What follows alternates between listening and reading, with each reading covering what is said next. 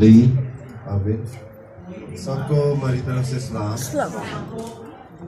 मैं अभी पीछे बैठा हुआ था, मुझे याद आ गया एक चीज़, तो मैंने नौरीन को रिक्वेस्ट की कि अपने कलमे में थोड़ा सा टाइम दे दें। मैं अक्सर जब भी हॉस्टल से आता था तो ना एक चीज़ अम्मी अक्सर मुझसे सुनती थी कि मुझे वो सुनाओ, लेकिन वो ऐसी दर्दनाक वो चीज़ को दोबारा रिकॉल करना, जैसे हम आज सारे कलमे सुन रहे हैं, तो उस गीत को अम्मी थोड़ा सा सुनती थी मुझसे, तो कहती थी मुझे फिर सुनाओ, लेकिन वो पढ़ती थी। तो मैं चाहता हूँ कि आज हम जो है ना सारे, अम्मी तो इस दुनिया में नहीं है, तो जिन्हें मैं इस मौके पे गीत सुनाता था, मैं आपको एक छोटा सा वो सॉन्ग सुनाना चाहता हूँ जितना मुझे अभी याद है। तो ज़्यादा टाइम तो नहीं हम लेंगे। है यरूशलम दी बेटियों, तुसी अपने आप ते वैन करो, गुनाहगारा नु जम्मन वालियो, औलाद अपनी ते वैन करो। ऐ यरूशलम दी बेटियों, तुसी अपने आप ते वैन करो। लोग यसु मसीह को देखकर उसकी दर्द और सारा, कल इस वक्त से यसु मसीह पकड़ा हुआ है, सलीब की तैयारियों में लगे हुए, ना कुछ खाया ना पिया, जिस्म में जान नहीं थी, तो हालत को देख के उधर खड़े लोग रो रहे थे। तो उस वक्त ये यसु मसीह ने उन्हें कहा कि आप, इन्होंने हरे दरख्तों को नहीं छोड़ा तो आपके साथ क्या करेंगे। ठीक है। ऐ यरूशलम दियो बेटियो, तुसी अपने आप ते वैन करो, गुनाहगारा नु जम्मन वालियो, औलाद अपनी ते वैन करो। ऐ यरूशलम दियो बेटियो, तुसी अपने आप ते वैन करो। ओ दिन भी जहान तो आने ने, तुसा हेठ पहाड़ा लुकना है। ओ दिन भी जहान तो आने ने, तुसा हेठ पहाड़ा लुकना है। सानू अपने हेठ छुपा लवो, तुसा टीले अनुए कहना है। इथे जुल्म ते पाप बथेरे ने, साडे उत्ते भी कोई रहम करो।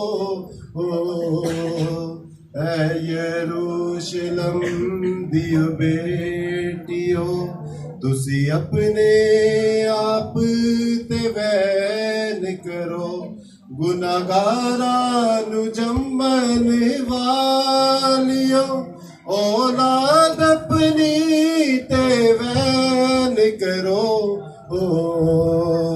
ऐ यरूशलम दियो बेटियो, तुसी अपने आप ते वैन करो। आमीन। आमीन।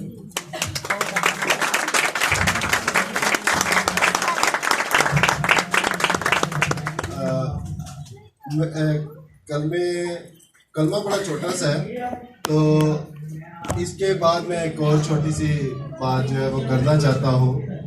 तो हो सकता है कि मुझे इसे थोड़ी देर के लिए स्टॉप करना पड़े, तो उसमें एक छोटी सी बात है, वो हमेशा आप याद रखेंगे। ठीक है। मसीह में मेरी तरफ से आप सबको सलाम। मैं आज खुदावंद की शुक्रगुजार हूँ कि खुदावंद के खादमी ने मुझे मौका दिया कि मैं छठे कलमा की खिदमत कर सकूँ। छठा कलमा जो है वो फतहमंदी का कलमा है। तमाम हुआ का मतलब है पूरा हुआ, और इसके लिए हम बाइबल मुकद्दस में से हवाला देखेंगे। यूहन्ना रसूल की अंजील उसका 19वां बाब और 30वीं आयत से। बस जब यीशु ने वो सिरका पिया तो कहा तमाम हुआ और सर झुकाकर जान दे दी। खुदावंद यीशु का ये ऐलान फतह और तकमील का ऐलान था। ये कलमा मसीह खुदावंद के काम पर एक मोहर है और मिशन पर कामलियत की एक तकमील की मोहर है। जब तक ये अल्फाज नहीं कहे, जान नहीं दी, ये सच है, जब तक वो अपने काम की तकमील की गवाही ना देता, वो क्यों कर जान देता। जमीन पर उसकी जिंदगी जिस सूरत और जिस हालत में वो अब उनके साथ था वो खत्म हुई। तमाम पेश गोइयां और पेश खबरियां उसके रद्द किए जाने के बारे में थी और उसकी मौत और दुखों के बारे में थी पूरी हुई।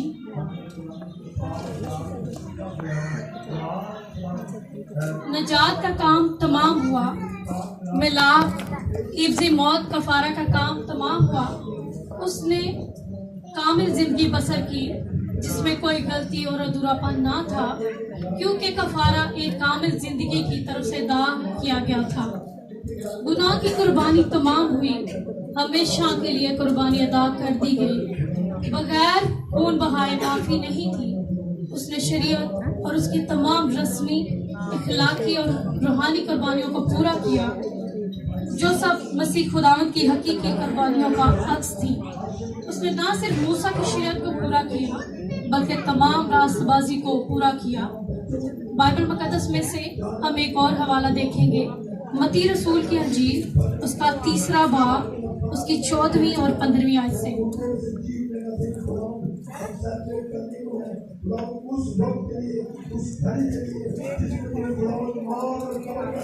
मगर यूहन्ना ये कहकर उसे मना करने लगा कि मैं आप तुझसे बपतिस्मा लेने का मोहताज हूँ और तू मेरे पास आया है। यीशु ने जवाब में उससे कहा, अब तू होने ही दे, क्योंकि हमें इसी तरह सारी रास्तबाजी पूरी करना मुनासिब है। उस पर उसने होने दिया। उसने ना सिर्फ मूसा की शरीयत को पूरा किया बल्कि तमाम रास्तबाजी को पूरा किया। वो तमाम कुर्बानियां पूरी हुई कामिल बरे की कुर्बानी से। वो तमाम कुर्बानियों को खत्म कर दिया गया जो गुनाहों को डांट तो सकती थी, खत्म नहीं कर सकती थी। अब्लीस कभी भी नहीं चाहता था कि यीशु मसीह अपनी जान का कफारा दे। अब्लीस की बादशाहत को खत्म करने के लिए और अब्लीस के जू और बंदरों को तोड़ डाला। अजीजों, हमें अपनी जिंदगियों पर गौर करने की जरूरत है। क्या मसीह की आमद का मकसद हमारी जिंदगियों में पूरा हुआ है या नहीं? हमें अपनी जिंदगियों पर गौर करने की जरूरत है। क्या हम उस रास्तबाजी को पूरा कर रहे हैं जो मसीह ने हमारी खातर की और हमें नमूना दिया कि हम खुदावंद के हुक्मों पर अमल करें और मसीह को अपनी जिंदगी में शख्सी नजात दहीदा कबूल करें और अपनी जिंदगियां मसीह के कलाम के मुताबिक गुजारें। और हमें ये कहने की जरूरत है कि अब मैं जिंदा ना रहा बल्कि मसीह मुझ में जिंदा है। खुदा उनके पाक कलाम का पढ़ा सुना जाना हम सबके लिए बाइस से बरकत हो। आमीन। एक और चीज़ जो बयान करना चाह रहे हैं, अभी अपने मोबाइलों पे आप टाइम देख सकते हैं, शायद थोड़ा सा ऊपर हो। तो ये चीज़ जो है मुझे हमेशा खुदा याद करवाता रहता है। मैं इस दिन को, आज वाले दिन को हमेशा खुदा की मोहब्बत को याद रखता हूँ। वो कैसे रखता हूँ, मैं आप लोगों के साथ शेयर करना चाहता हूँ। अपने आप मोबाइल पे देखें, 3:16 होएंगे, ठीक है।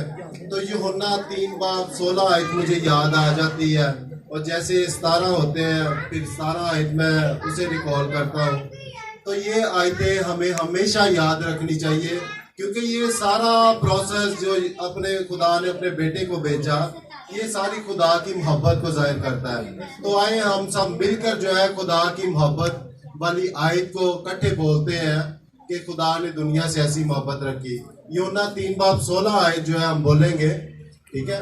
और कोशिश किया करें कि जब भी अपने मोबाइल पे इस टाइम को देखें, 3:16 हुए हैं, तो आप इस मोहब्बत को, खुदा की मोहब्बत को याद किया करें यूना 3:16 आयत, यूना 3:17 आयत, इन दो आयतों को बोला करें खुदा की मोहब्बत में, ताकि हमेशा हम खुदा की मोहब्बत को हर रोज याद रख सकें। ये नहीं कि कलमे वाले दिन ही याद रखना, उसके बाद नहीं। मैं जब भी रात को ये टाइम होता है तो खुदा मुझे 3:14 पे 15 मिनट पे उठा देता है। मैं फौरन देखता हूँ कि ये खुदा का टाइम हो गया। रात को भी 3:16 होते हैं, दोपहर को भी होते हैं। तो मैं हमेशा जो है इस चीज को याद रखता हूँ, खुदा की मोहब्बत को। तो अभी हम सब इकट्ठे मिलकर जो है इसे हम आयत को बोलेंगे। आएंगे। खुदा ने दुनिया से ऐसी मोहब्बत रखी कि उसने अपना इकलौता बेटा बख्श दिया, ताकि जो कोई उस पर ईमान लाए हलाक ना हो बल्कि हमेशा की जिंदगी पाए। खुदा ने अपने बेटे को दुनिया में इसलिए नहीं भेजा कि दुनिया पर सजा का हुक्म करे, बल्कि इसलिए भेजा कि दुनिया उसके वसीला से निजात पाए। सब बोले जोर से आमीन। God bless you. God bless you.